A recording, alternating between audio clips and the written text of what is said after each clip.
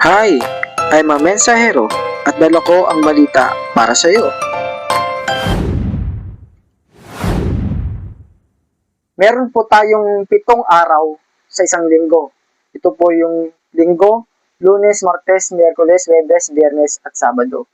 At sinabi po rito na meron pong ibinigay at inuutos ang ating Diyos para ipagpahinga sa lahat po nating mga ginagawa. Ito po yung ikapitong araw o yung Sabado. Sabi rito sa Exodus chapter 20 verse 8 to 11, alalahanin mo ang araw ng Sabat upang ingatan itong banal. 6 na araw kang gagawa, iyong gagawin ang lahat ng iyong gawain. Ngunit ang ikapitong araw ay Sabat sa Panginoon mong Diyos.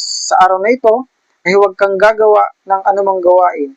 Ikaw o ang iyong anak na lalaki, ang iyong anak na babae, ang iyong aliping lalaki, ang iyong aliping babae, ang iyong mga baka, ang dayuhan na nasa loob ng iyong mga pintuan, sapagkat sa loob ng 6 na araw ay ginawa ng Panginoon ang langit at lupa, ang dagat at lahat ng naroroon, at nagpahinga sa ikapitong araw, kaya't binasbasan ng Panginoon ang araw ng Sabat at ginawa itong banal.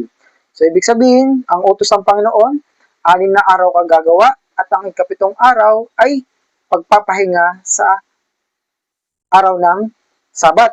So, ibig sabihin, kung titignan po natin ang ating kalendaryo, mag-i-start po siya ng bilang sa linggo hanggang Sabado. So, kung bibilangin mo ito, ang ikapitong araw ay tatapat po ng Sabado. Kaya nga po sabi ng Panginoon, alalahanin po natin sapagkat ang araw po ng Sabat ay tanda na ginawa niya po ang langit at ang lupa at maging tayo.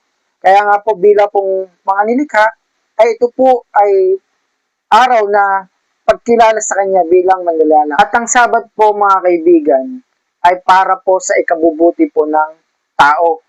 Tayo.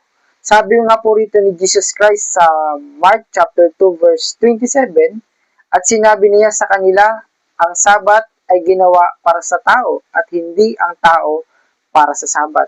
Alam ng Diyos kung ano po ang makakabuti sa atin, sapagkat tayo po ay Kanya pong nilalang. Kaya nga po, kung tao ka, dapat mangilin ka ng Sabat.